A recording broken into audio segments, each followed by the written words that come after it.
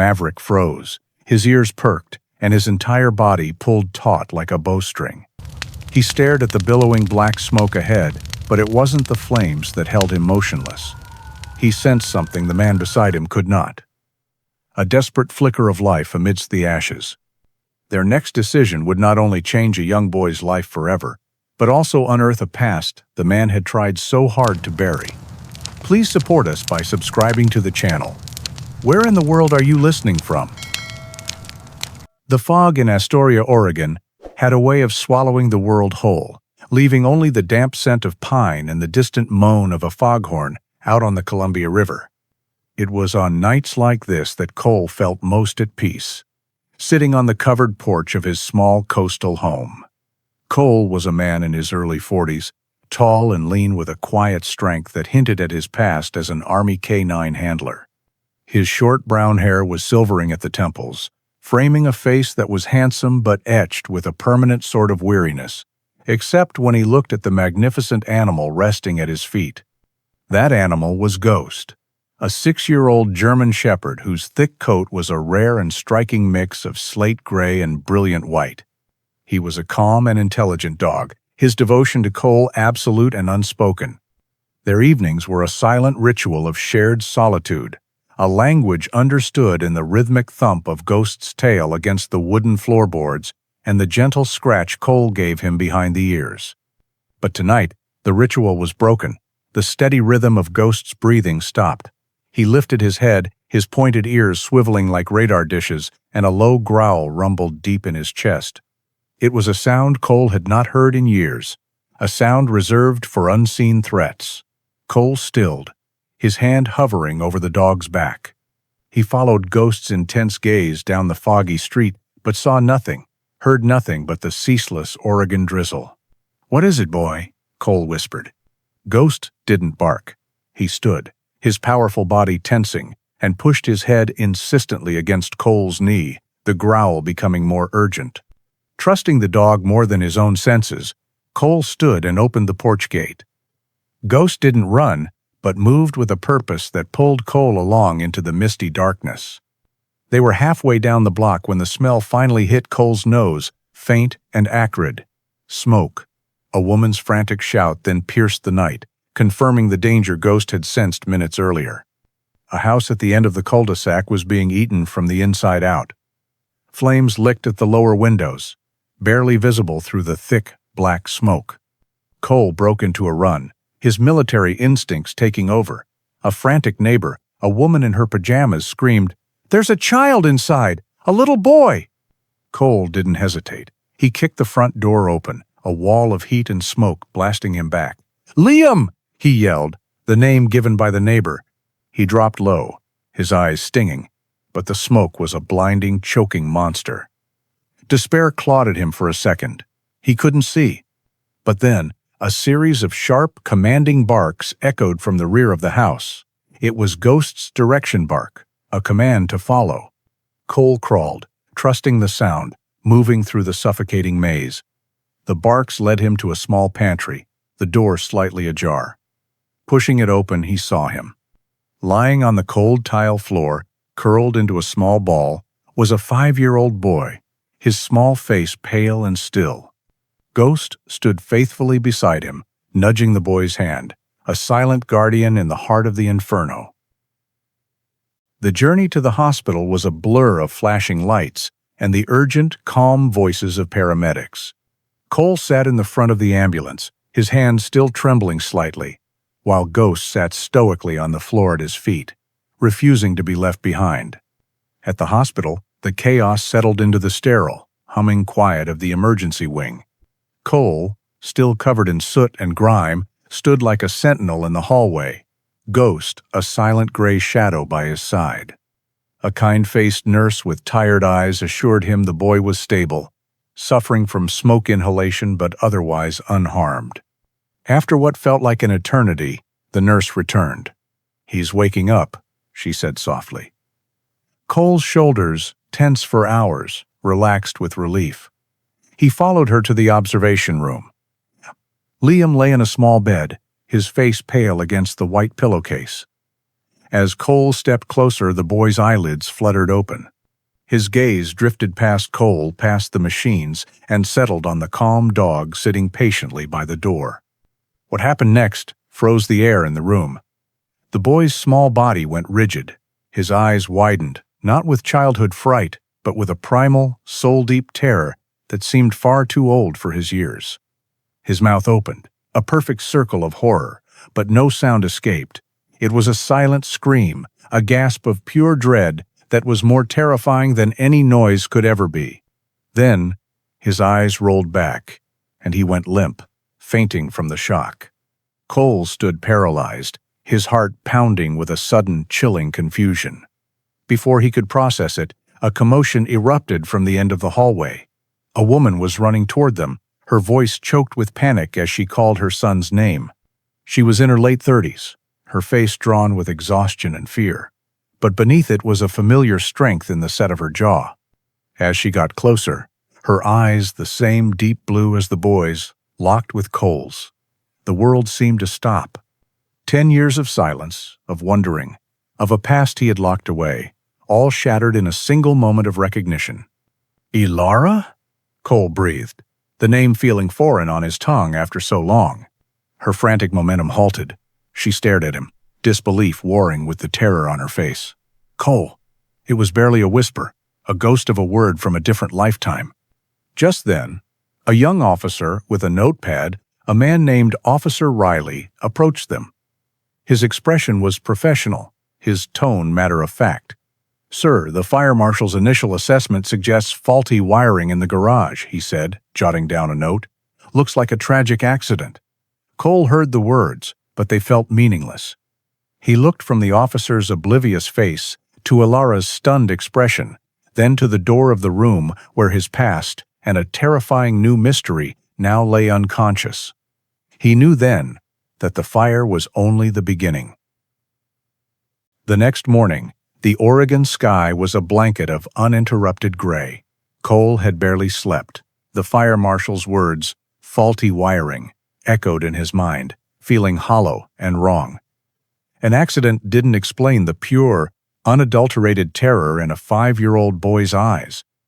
It didn't explain the low, certain growl that had rumbled in Ghost's chest long before the first wisp of smoke had been visible. Cole knew, with the certainty of a man who had learned to trust his dog's instincts over his own, that the fire was not the whole story. The real source of the horror was something else, something unseen. After a brief, persuasive conversation with Officer Riley, who was guarding the scene, Cole was granted permission to cross the yellow tape. His status as the boy's rescuer, combined with his background as a K-9 handler, afforded him a level of trust. The air still hung heavy with the smell of wet ash and charred wood. The house was a skeletal ruin, its windows like vacant eyes, staring out at the somber day. Cole unclipped Ghost's leash. "Find it, boy," he commanded softly. Instead of heading toward the garage where the fire was thought to have started, Ghost did something remarkable. He completely ignored the main structure of the house. He bypassed the areas with the most damage, his nose held high, sampling the air. With a purpose that sent a shiver down Cole's spine, the dog trotted around to the back of the house, toward the overgrown garden that had been largely untouched by the flames. He stopped at a dense rhododendron bush near the fence line, a spot that seemed utterly insignificant. Ghost began to dig. It wasn't a playful, haphazard excavation. It was a frantic, focused mission. Dirt and wet leaves flew as his powerful paws tore at the damp earth. Cole knelt beside him, his initial confusion turning into watchful anticipation.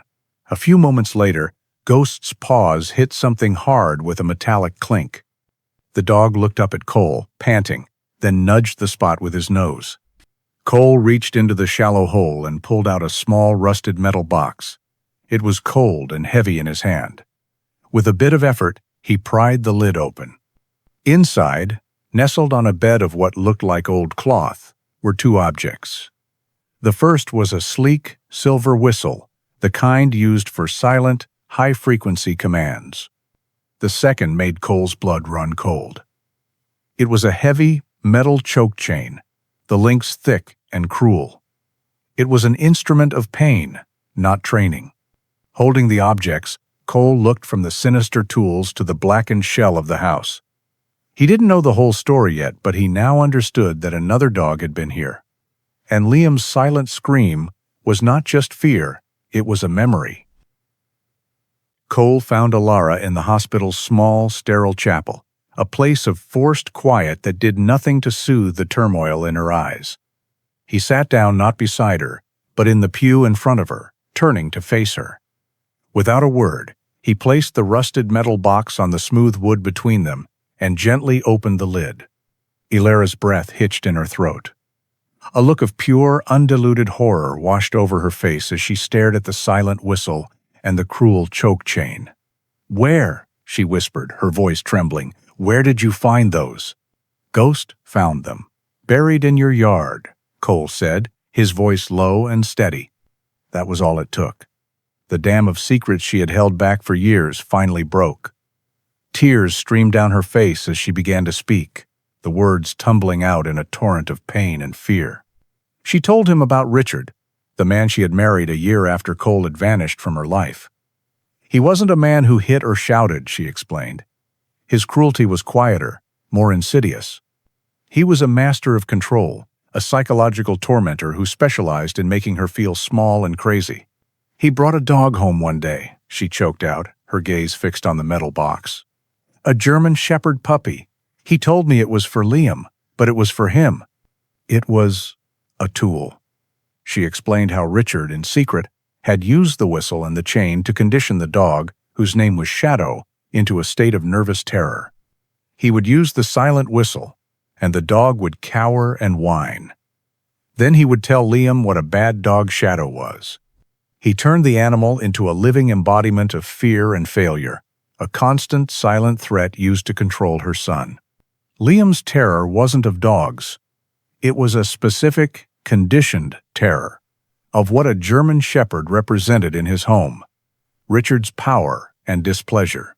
Cole listened, his heart aching with a fury he hadn't felt since his days at war. The image of Liam's silent scream was now horribly clear.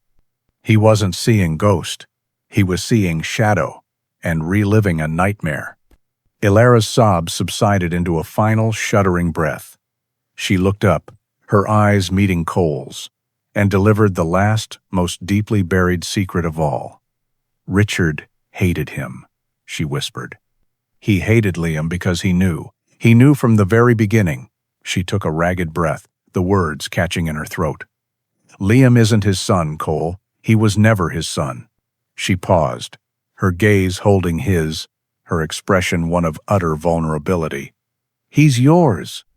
The quiet words landed in the silent chapel with the force of a physical blow. Cole stared at her, unable to speak, unable to move. The rusted box, the traumatized boy, the last 10 years of his empty life, it all snapped into a new, heartbreaking focus. He was not just a rescuer, he was a father. The sterile quiet of the hospital chapel was replaced by the functional, buzzing atmosphere of the Astoria Police Department. The weight of Ilara's confession settled between them, a truth so heavy it seemed to bend the air itself. Cole, no longer just a rescuer but a father, guided Ilara to a chair in front of Officer Riley's desk. The young officer listened, his expression shifting from professional concern to focused intensity as Ilara, her voice trembling but resolute, recounted years of psychological abuse and Richard's sinister connection to the German Shepherd named Shadow. When she finished, Cole placed the rusted metal box on the desk and opened it. The sight of the cruel choke chain and the silent whistle gave a cold physical weight to Ilara's words. The theory of faulty wiring evaporated instantly, replaced by the grim reality of a calculated crime. The investigation pivoted with swift efficiency. What was a tragic accident was now an active case of arson, reckless endangerment, and attempted insurance fraud. Within an hour, the pieces of Richard's treacherous plan began to surface. A detective, a sharp-eyed man in a worn suit, confirmed that Richard had emptied their joint bank accounts 2 days before the fire. A call to the insurance company revealed a recently updated policy, one that would pay out a substantial sum, and, ominously, listed Ilara as the primary suspect in the event of an investigation. He had not just planned to burn the house down, he had planned to erase his life and imprison hers. The final piece of the puzzle came from a financial tracking unit. "We've got a hit," Officer Riley announced, turning from his computer. "Credit card transaction. A gas station, less than 5 hours ago." He pointed to a large map of Oregon pinned to the wall, his finger landing on a small town bordering the vast green expanse of the Mount Hood National Forest. "He's running, and he's heading for the wilderness." A new urgency filled the room as officers began coordinating search teams. But Cole knew that dense, unforgiving terrain. He had trained in forests, just like it. He looked at Ghost, who sat by his side, sensing the shift in his owner's demeanor, his intelligent eyes watchful and ready. This was no longer just a police matter. This was personal. He stepped forward, his voice cutting through the procedural chatter. "I'm going with you," he said to Officer Riley. It wasn't a question. "That's my son he left to die. My dog found your only real evidence. Richard is heading into our world now. We will find him." Officer Riley looked at the unwavering resolve in the veteran's eyes, then at the powerful, disciplined dog at his side. He gave a single, decisive nod. The manhunt was on. The manhunt began at the foot of the mountains, where the paved roads gave way to the immense, brooding wilderness of the Mount Hood National Forest. The air was thick with the chill of a persistent rain, and a dense fog clung to the tops of the towering Douglas firs, making the world feel claustrophobic and endless all at once. For 2 hours, the police search team had made little progress. The forest floor, a soggy carpet of fallen needles and decaying leaves, held no clear footprints, and the sheer scale of the woods was overwhelming. Human senses were useless here. The search had stalled. It was then that Cole stepped forward with Ghost. The team had located Richard's abandoned sedan tucked away on a disused logging road. Officer Riley handed Cole a jacket that had been left on the passenger seat. Cole presented it to Ghost, letting the dog take in the scent of his quarry. "Find him, Ghost," Cole commanded, his voice a low, steady anchor in the disorienting mist. Ghost's entire demeanor shifted. His intelligent eyes, which had been calmly observing the police activity, now narrowed with intense focus. He inhaled the scent from the jacket deeply, committing it to memory. Then, ignoring the direction the officers had been searching, he turned and pushed purposefully into the dense undergrowth to the west. The hunt had truly begun. For hours, they followed the gray and white dog. Ghost was not merely walking. He was a master at work, a silent predator on a mission. He moved with an unwavering persistence that amazed the officers following behind.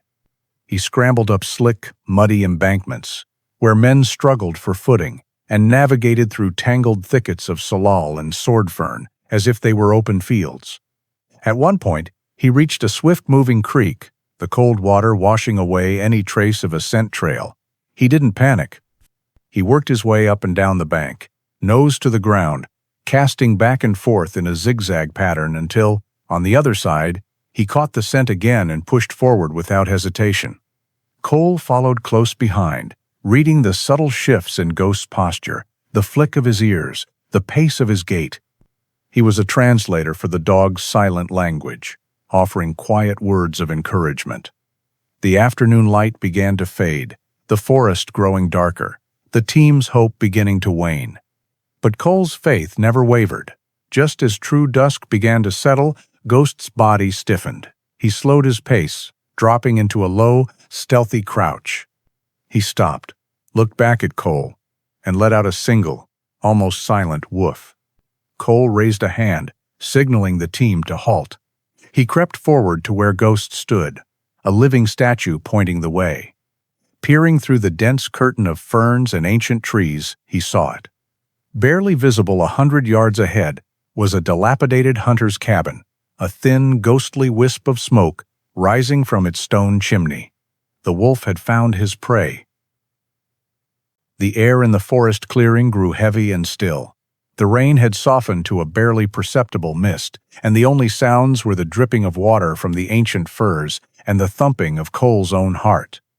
The police team fanned out, creating a silent, determined perimeter around the dilapidated hunter's cabin. Cole and Ghost stood at the forefront, partially concealed behind a massive, moss-covered boulder, their focus locked on the single door. Officer Riley raised a megaphone to his lips, his voice booming through the quiet woods. "Richard, this is the Astoria Police Department. You are surrounded. Come out with your hands in the air." For a long moment, there was only silence. Then, the cabin door was thrown open with a violent crash.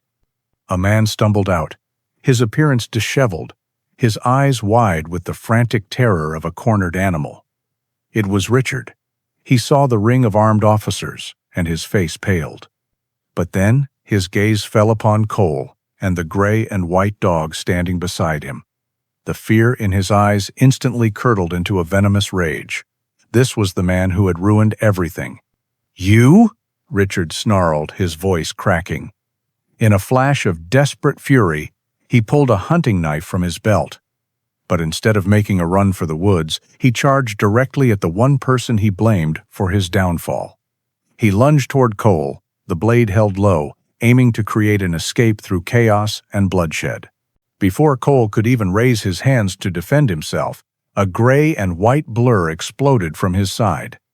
Ghost launched himself forward, not with a wild, savage attack, but with the focused precision of a trained protector. He didn't go for the throat. He collided with Richard's outstretched arm. The impact was powerful and exact, Richard cried out, as the knife was knocked from his grasp, clattering uselessly onto the wet ground. Before Richard could recover, Ghost used his momentum and weight, slamming into the man's chest and driving him to the forest floor. The takedown was over in a second. Ghost didn't bite, didn't maul.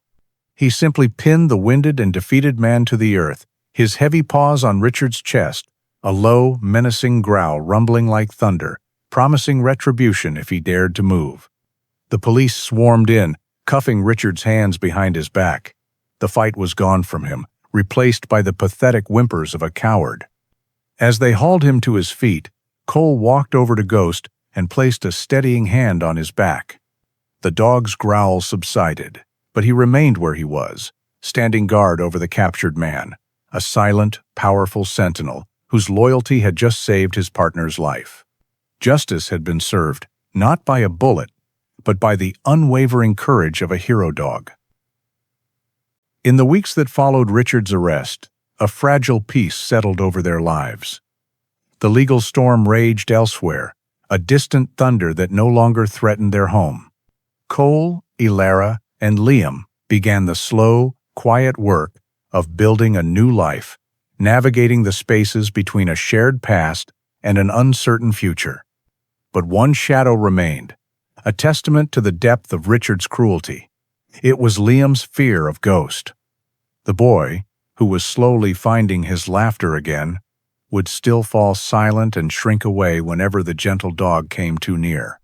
The hero who had saved him was still, in his mind, tangled with the memory of a monster. One clear afternoon, when the sun cast long, golden shadows across the coast, Cole knew it was time. They drove to a secluded stretch of beach near town, a wide expanse of sand littered with driftwood and smoothed by the tireless Pacific waves. It was a place for new beginnings. At first, Liam stayed close to Elara, his small hands clutching her jeans as he watched Cole and Ghost. Cole didn't force anything. He simply threw a weathered piece of driftwood down the beach. Ghost bounded after it with joyful grace, his powerful legs kicking up sand, and trotted back, dropping the wood gently at Cole's feet. They played this simple game over and over. There was no growling, no menacing presence. There was only the sight of a happy, well-loved dog and the man who was his whole world. Liam watched, his wide blue eyes following every move, his fear slowly being replaced by a cautious curiosity. After a while, Cole had Ghost lie down on the sand near their blanket. The big dog rested his head on his paws, calm and patient. Ilara gave Liam's hand a gentle squeeze. "See, sweetie?" she whispered. "He's a good boy. He's our hero."